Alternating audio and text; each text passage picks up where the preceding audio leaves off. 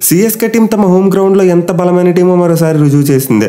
కేకేఆర్తో జరిగిన మ్యాచ్లో వేరే లెవెల్ డామినెన్స్ చూపించిన టీం 7 వికెట్ల తేడాతో చెన్నై చెపాక్లో 3వ విజయాన్ని నమోదు చేశారు. సో ఈ మ్యాచ్ అయితే కంప్లీట్లీ వన్ సైడెడ్ మ్యాచ్. ముందు సిఎస్కే బౌలర్స్ అదరగొడితే ఆ తర్వాత వాళ్ళ బ్యాట్స్మెన్ టార్గెట్ని ఈజీగా చేశారు. మెయిన్లీ సిఎస్కే టీం బౌలర్స్ బలమైన కేకేఆర్ బ్యాట్స్మెన్ చాలా ఈజీగా కట్టడి చేశారు. సో మనం చెప్పుకుంటూనే ఉన్నాం కేకేఆర్ బ్యాటింగ్ చాలా స్ట్రాంగ్గా ఉంది, సిఎస్కే బౌలర్స్ వాళ్ళని కట్టడి చేయాలని చెప్పి. అండ్ ఎగ్జాక్ట్లీ వాళ్ళు మ్యాచ్ గెలిచారంటే ప్యూర్ బౌలింగ్ పవర్తో మ్యాచ్లో గెలిచారు. సో కేకేఆర్ బ్యాట్స్మెన్ అయితే నిజంగా చాలా ఇమ్మెచ్యూర్గా బ్యాటింగ్ చేసినట్టు కనిపించింది. వాళ్ళు పిచ్ని సరిగ్గా రీడ్ చేయకుండా మైండ్లో పెట్టుకున్న రన్సే కొట్టాలని ఫిక్స్ అయిపోయారు. దీనివల్ల భారీ షాట్లుగా ఎత్తించి తమ వికెట్లను కోల్పోయారు. మెయిన్లీ వాళ్ళు ఫస్ట్ 3 మ్యాచ్లు ఆడిన పిచ్తో పోల్చుకుంటే ఈ పిచ్లో చాలా మార్పు ఉంది. ఎస్పెషల్లీ వాళ్ళు చివరిగా ఆడిన వైజాగ్ వికెట్, ఈ వికెట్ కంప్లీట్లీ ఆపోజిట్. అదొక బ్యాటింగ్ ప్యారడైజ్ అయితే ఇదొక bowling Paradise. But KKR team ఈ బౌలింగ్ ప్యారడైజ్ వికెట్ మీద కూడా ఏదో గట్టిగా కొట్టేద్దామని చూశారు. సో లిటరల్లీ సిఎస్కే టీం తమ లాస్ట్ మ్యాచ్లో 272 రన్స్ కొట్టిన ఒక టీంను ఈ మ్యాచ్లో 137 రన్స్కి కట్టడి చేసి వాళ్ళకి గాలి తీసేసినట్టు చేశారు. మెయిన్లీ చెన్నై స్పిన్నర్స్ వింటేజ్ స్టైల్లో పెర్ఫామ్ చేసి ఆ టీంకి అద్భుతమైన విజయాన్ని అందించారు. సో విక్టరీ బట్టి అయితే మనం క్లియర్గా అర్థం చేసుకోవచ్చు, చెపాక్ స్టేడియంలో మ్యాచ్ అంటే సిఎస్కే టీంకి ఫామ్ అవసరం లేదు. వాళ్ళకి హోమ్ గ్రౌండ్ అయితే చాలు, ఆటోమేటిక్గా అన్ని సెట్ అయిపోతాయి.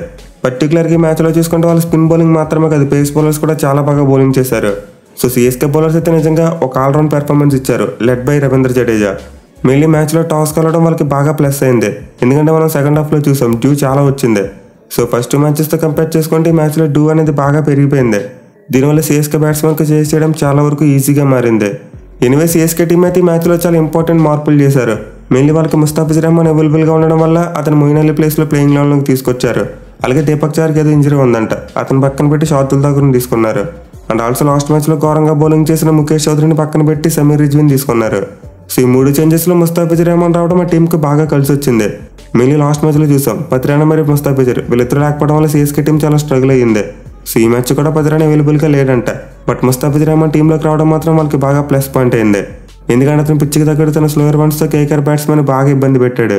బట్ 8 నిమిషాలుగా చూసుకుంటే మాత్రం తుషార్ దేశ్పాండే ఒక మైండ్ బ్లోయింగ్ ఓవర్ వేశాడు. ఫస్ట్ బాల్కే ఫుల్ సాల్ట్ వికెట్ తీశాడు. అండ్ అబ్సల్యూట్లీ వికెట్ పడడంలో రవీంద్ర జడేజా చాలా మంచి క్యాచ్ పట్టాడు. సో కేకేఆర్ టీంకి అయితే ఫస్ట్ ఓవర్లో పెద్దగా రన్స్ రాలేదు. మెయిన్లీ వాళ్ళు నరేన్ కోసం ఒక ప్లాన్ వేసుకొచ్చారు. అండ్ ఆ ప్లాన్ ఏంటంటే అతను లెగ్స్ని టార్గెట్ చేయడం. సో నార్మల్గా చూసుకుంటే నరేన్ ఎక్కువగా షార్ట్ బాల్స్తో టార్గెట్ చేస్తారు, కానీ సిఎస్కే పేస్ బౌలర్స్ దగ్గర అంత పేస్ లేదు. షార్ట్ బాల్ వేస్తే ఫాస్ట్గా వెళ్ళి తలను కొట్టేంత స్పీడ్ వాళ్ళ దగ్గర లేదు. దీంతో బ్యాట్స్మెన్కి షార్ట్ అట్ ఏ టైం దొరికి భారీ షాట్లు కొట్టడానికి స్కోప్ ఉంటుంది. సో దీన్ని అవాయిడ్ చేయడం కోసం వాళ్ళు షార్ట్ బాల్ టాక్టిక్ని కాకుండా నరేన్కు లెగ్స్ మీదకి బాల్ వేశారు. అఫ్కోర్స్ ఇలా వేసే క్రమంలో వైట్స్ పడ్డాయి, బట్ ఈ ప్లాన్ అయితే వాళ్ళకి బాగా వర్కౌట్ అయింది. సునీల్ నారాయణ కొన్ని బౌండరీస్ కొట్టినప్పటికీ అతనైతే చాలా వరకు సైలెంట్గా ఉంచగలిగారు. 20 బంతులు 27 పరుగులు మాత్రమే చేశాడు.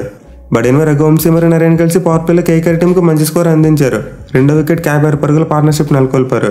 మెయిన్లీ రఘువంశీ చాలా కంఫర్టబుల్గా కనిపించాడు. అఫ్కోర్స్ 1824 పరుగులే చేశాడు, బట్ అతను బ్యాటింగ్ అన్నంతసేపు నరేన్లో పెద్దగా తడబడలేదు. సో పవర్ ప్లేలో కేకేఆర్ టీం యొక్క స్కోర్ చూసి 170 నుంచి 180 కొడతారేమో అనుకున్నాం. బట్ వాళ్ళు చేసిన మిస్టేక్ ఏంటంటే aim for 200.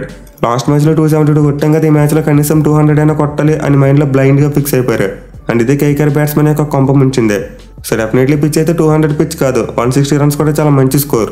But KKR batsmen ఆ 160 కొట్టేందుకు తమ మైండ్ సెట్ని మార్చుకోలేదు. వాళ్ళు ఎక్కువగా 200 కొట్టడం మీద ఫోకస్ పెట్టారు. మెయిన్లీ స్ట్రైక్ రొటేషన్ కంటే బౌండరీస్ కొట్టడానికి ఎక్కువ ఆసక్తి చూపించారు. సో ఇలాంటి స్లో పిచ్చెస్ మీద కంటిన్యూస్గా బిగ్ షాట్స్ ఆడడం చాలా కష్టం. కేవలం క్లాస్ ప్లేయర్స్ మాత్రమే ఇలాంటి పిచ్ మీద సర్వైవ్ అవ్వగలరు. అని మనం సిఎస్కే బ్యాటింగ్ చేసినప్పుడు ఎగ్జాక్ట్లీ ఇదే చూసాం. రుతురాజ్ గైక్వాడ్ తన క్లాస్తో టైమ్లీ బౌండరీస్ కొడితే ఎక్కువగా స్ట్రైక్ రొటేట్ చేశాడు. కానీ కేకేఆర్ బ్యాట్స్మెన్ చూసుకుంటే అలాంటిది ఎవరూ చేయలేదు. వాళ్ళ కెప్టెన్ శ్రేయస్ అయ్యర్ కొంతవరకు తన వికెట్ను కాపాడుకోవడానికి ట్రై చేశాడు. సో ఇంకా సింపుల్గా చెప్పాలంటే కేకేఆర్ భారీ హిట్టర్ల యొక్క పప్పులు చెన్నై చెపాక్ పిచ్ మీద ఉడకలేదు.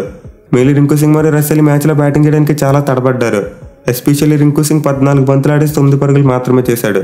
సో దీన్ని బట్టి అర్థం చేసుకోవచ్చు సిఎస్కే బౌలర్స్ పిచ్ని ఎంత బాగా యూజ్ చేసుకున్నారు అనేది. మెయిన్లీ వాళ్ళ బౌలింగ్ యూనిట్లో ది స్టార్ రవీంద్ర జడేజా. అతను ఒక ఓవర్లో 2 బ్రేక్ త్రూస్ అందించాడు. మెయిన్లీ క్రీజ్లో సెట్ అయిన నరేన్తో పాటు రఘువంశీని సేమ్ ఓవర్లో అవుట్ చేసి కేకేఆర్ స్పీడ్కి బ్రేక్లు వేశాడు. సో 2 వికెట్లు పడిన తర్వాత CSK bowlers all guns blazing. Mainly Theekshana జడేజాకి చాలా మంచి సపోర్ట్ అందించాడు. ఎస్పెషల్లీ వెంకటేష్ అయ్యర్ మీద కంటిన్యూస్గా ప్రెజర్ పెట్టి డాట్ బాల్స్ ఆడించాడు. దీంతో అతను చేసేదేమీ లేక భారీ షాట్కి ఎత్తించి అవుట్ అయిపోయాడు. అలాగే రమన్దీప్ సింగ్ చూసుకున్నా కూడా భారీ షాట్ కొడదామని తన వికెట్ని కోల్పోయాడు. ఈవెన్ రింకు సింగ్ కూడా బాల్ను బలంగా పుష్ చేద్దామని చెప్పి సెల్ఫ్ అవుట్ అయ్యాడు. సో యాక్చువల్గా చెప్పాలంటే సిఎస్కే బౌలర్స్ వేసుకొచ్చిన ప్లాన్కు కేకేఆర్ బ్యాట్స్మెన్ దగ్గర కౌంటర్ ప్లాన్ లేదు. వాళ్ళ ప్లాన్ అంతా ఫస్ట్ నుంచి ఒకటే, బాల్ను చేత కొట్టడం. బట్ ఈ గ్రౌండ్లో అయితే వర్కౌట్ కాలేదు. ఇన్ఫాక్ట్ అలా వర్కౌట్ కానివ్వకుండా సిఎస్కే బౌలర్స్ చేశారని చెప్పుకోవాలి. సో వాళ్ళ బౌలర్స్ అయితే ఈ మ్యాచ్లో పేస్ వేరియేషన్ బాగా యూజ్ చేశారు. మెయిన్లీ తుషార్ దేశ్పాండే చాలా ఇంప్రెసివ్ బౌలింగ్ చేశాడు. స్టార్టింగ్లో చూసుకున్న డెత్ ఓవర్స్లో చూసుకున్న రన్స్ ఇవ్వలేదు, అట్ ది సేమ్ టైం 3 వికెట్లు తీశాడు. మెయిన్లీ రింకు సింగ్ మరి అతని బ్యాట్ల గురించి మనం బ్యాట్ల వీడియోలో మాట్లాడుకున్నాం. అండ్ ఎగ్జాక్ట్లీ తుషార్ దేశ్పాండే ఈ మ్యాచ్లో రింకు సింగ్ మీద పై చేసి సాధించగలిగాడు. అలాగే రసెల్ విషయంలో కూడా వాళ్ళు ఒక మంచి ప్లాన్ వేశారు. అదేంటంటే ఓవర్ ద వికెట్ రాకుండా అరౌండ్ ది వికెట్ వచ్చి అతనికి బాల్ బయటకి కట్ అయ్యేలా వేశారు. సో మనం కేకేఆర్ వర్సెస్ ఎస్ఆర్హెచ్ మ్యాచ్ అప్పుడు చెప్పుకున్నాం ఎస్ఆర్హెచ్ బౌలర్స్ అలాంటి ప్లాన్ ఇంప్లిమెంట్ చేస్తే బాగుండేదని చెప్పి. సో ఎగ్జాక్ట్లీ మ్యాచ్లో సిఎస్కే ఫాస్ట్ బౌలర్స్ అలాంటి ప్లాన్ ఇంప్లిమెంట్ చేశారు. రసెల్ ఆర్క్లో బౌలింగ్ వేయకుండా అరౌండ్ ది వికెట్ వచ్చి అతనికి బయటకు వెళ్ళేలా బౌలింగ్ చేశారు. సో ఆ యాంగిల్తో ఇలాంటి స్లో పిచ్ మీద బాల్ని లేపడం అంటే అంత ఈజీ కాదు. ఇక ముస్తాఫిజ్ రెహమాన్కి చూసుకుని ఈ పిచ్ అతనికి ఒక టైలర్ మేడ్ లాంటిదే. అతను చేసే పేస్ వేరియేషన్కి ఇది పర్ఫెక్ట్ సూట్. అండ్ పిచ్ అయితే పిచ్ మీద ఎలా బౌలింగ్ చేయాలో అలానే బౌలింగ్ చేశాడు. కేవలం 4 ఓవర్స్లో 22 రన్స్ మాత్రం ఇచ్చి 2 వికెట్స్ తీసుకున్నాడు. ఎస్పెషల్లీ డెత్ ఓవర్స్లో దేశపాండేకి చాలా మంచి సపోర్ట్ ఇచ్చాడు. ఇన్ఫాక్ట్ వాళ్ళకి 10 రన్లు లేని లోటు పూడ్చాడని చెప్పుకోవాలి. ఇక వీళ్ళతో పాటు మిగతా బౌలర్స్ కూడా బాగా బౌలింగ్ చేశారు. తీక్షణ 4 ఓవర్స్లో 28 రన్స్ ఇచ్చి 1 వికెట్ తీసుకున్నాడు. మెయిన్లీ ముందు చెప్పుకున్నట్టు అతను వెంకటేష్ అయ్యర్ లాంటి ఒక లెఫ్ట్ హ్యాండర్ మీద ఎక్కువ ప్రెజర్ పెట్టాడు. ఇక షార్దుల్ దగ్గర కూడా వికెట్ తీయలేకపోయినప్పటికీ అతను కూడా కొంతవరకు పర్వాలేదు. 3 ఓవర్స్లో 27 రన్స్ ఇచ్చాడు. అయితే గేమ్ చేంజర్ మాత్రం స్టార్టింగ్లో చెప్పుకున్నట్టే రవీంద్ర జడేజా. అతను ఒక ఓవర్లో 2 వికెట్లు తీశాడు. అలాగే తర్వాత చూసుకున్న వెంకటేష్ అయ్యర్ వికెట్ తీశాడు. మోస్ట్ ఇంపార్టెంట్లీ 4 ఓవర్స్లో 18 రన్స్ మాత్రం ఇచ్చాడు. సో జడేజా లాంటి ఒక టాప్ బౌలర్ దగ్గర నుండి సిఎస్కే టీం ఇలాంటి పెర్ఫార్మెన్స్ ఎక్స్పెక్ట్ చేస్తూ ఉంటుంది. అండ్ అతనైతే ఈ మ్యాచ్లో అయితే డెలివర్ చేశాడు. ఈవెన్ ఫీల్డింగ్లో చూసుకున్న జడేజా ఒక 2 క్యాచ్లు తీసుకున్నాడు. సో ఈ డే అయితే డెఫినెట్లీ ఒక జడేజా డే అని చెప్పుకోవాలి. ఇక వాళ్ళు చేసింగ్ విషయానికి వస్తే పెద్దగా ఇబ్బంది పడింది ఏమీ లేదు. చాలా ఈజీగా ఆడుతూ పాడుతూ చేసి పాడేశారు. మెయిన్లీ వాళ్ళ కెప్టెన్ రుతురాజ్ గైక్వాడ్ ఈ పిచ్చికి తగ్గట్టు ఒక మంచి యాంకర్ ఇన్నింగ్స్ ఆడాడు. సో ఓపెనర్స్ అయితే సిఎస్కే టీంకి మంచి స్టార్ట్ అందించారు. 3.2 ఓవర్స్లో 27 రన్స్ చేశారు. అలాగే పవర్ ప్లేలో చూసుకున్న టీం 52 రన్స్ కొట్టింది. ఈవెన్ వాళ్ళు రవీంద్ర వికెట్ నెర్లీగానే కోల్పోయినప్పటికీ ఆ తర్వాత చూసుకుంటే మిచెల్ మరి గైక్వాడ్ మధ్య 70 పరుగుల పార్ట్నర్షిప్ వచ్చింది. అండ్ ఈ పార్ట్నర్షిప్ అయితే గేమ్ని కంప్లీట్గా కిల్ చేసేసింది. అంటే ఆల్రెడీ సగం చచ్చిపోయిన బాల్ మీద శివం దుబే వచ్చి ఇంకా గట్టిగా విధ్వంసం చేశాడు. ఇలాంటి స్లో పిచ్ మీద కూడా అతను నిజంగా అద్భుతమైన బ్యాటింగ్ చేశాడు. కేవలం 18 బంతుల్లోనే 28 పరుగులు చేశాడు. మెయిన్లీ తన ఎబిలిటీ 6 సీటింగ్. ఈ మ్యాచ్లో 3 సిక్స్లు కొట్టాడు. సో వన్స్ అగైన్ మనం హైదరాబాద్ వికెట్ మీద ఆడినప్పుడు ఎలాంటి థియరీ చెప్పుకున్నామో అదే ఇక్కడ వర్కౌట్ అయింది. ఐ మీన్ ఇలాంటి స్లో పిచెస్ మీద ఎక్కువ పవర్ ఉపయోగించి షాట్లు కొట్టాలి, లేకపోతే గైక్వాడ్లో ఒక యాంకర్ ఇన్నింగ్స్ ఆడాలి. సో ఈ చేయడంలో కేకేఆర్ బ్యాట్స్మెన్ ఫెయిల్ అయ్యారు, బట్ సిఎస్కే బ్యాట్స్మెన్ సక్సెస్ అయ్యారు. మెయిన్లీ 2 టీంలకు మేజర్ డిఫరెన్స్ వాళ్ళ bowling units. Chennai Chepauk stadium అనగానే సిఎస్కే బౌలర్స్ అదేంటో బేవర్చంగా బౌలింగ్ చేస్తారు, బట్ బయటికి వెళ్ళినప్పుడు మాత్రం వాళ్ళ బౌలర్స్ తేలిపోతున్నారు. ఎండ్ ఆఫ్ ది డే చూసుకుంటే రుతురాజ్ గైక్వాడ్ 67 పరుగులు చేసి చివరి వరకు క్రీజ్లో ఉండి సిఎస్కే టీంని గెలిపించాడు. అలాగే చివరిలో ధోని కూడా బ్యాటింగ్ వచ్చాడు, బట్ 6 కొట్టే ఛాన్స్ రాలేదు. ఇక కేకేఆర్ బౌలింగ్ చూసుకుంటే వాళ్ళకి వైభవ్ యువరాజ్ చాలా మంచి బౌలింగ్ చేశాడు. ఇన్ఫాక్ట్ అతను బౌలింగ్లో ఒక క్యాచ్ వదిలేశారు కానీ లేకపోతే 3 వికెట్లు పడేవి. సో అతనైతే తన ఫామ్ను కొనసాగిస్తూ 4 ఓవర్స్లో 28 రన్స్ మాత్రం ఇచ్చి 2 వికెట్స్ తీసుకున్నాడు. అలాగే అతనితో పాటు కేకేఆర్ స్పిన్నర్స్ కూడా మంచిగానే బౌలింగ్ చేశారు. బట్ again వాళ్ళకి డిపెండ్ చేసుకోవాల్సిన టోటల్ మరీ చిన్నది కావడంతో ఏం చేయలేకపోయారు. అదే ఒక 165 నుండి 170 వరకు ఉంటే మ్యాచ్ చాలా ఇంట్రెస్టింగ్గా మారుండేది. ఇక మ్యాచ్ తర్వాత పాయింట్స్ టేబుల్ చూసుకుంటే సిఎస్కే టీం 6 పాయింట్లతో తమ 4వ స్థానాన్ని 10 తీసుకున్నారు. మరి అదనంగా కేకేఆర్ వాళ్ళు చూసుకుంటే మాత్రం ఈ సీజన్లో మొట్టమొదటి పరాజయాన్ని నమోదు చేశారు. సో ప్రజెంట్ అయితే సీజన్లో ఒక్క పరాజయాన్ని కూడా నమోదు చేయని ఏకైక టీం రాజస్థాన్ రాయల్స్ మాత్రమే.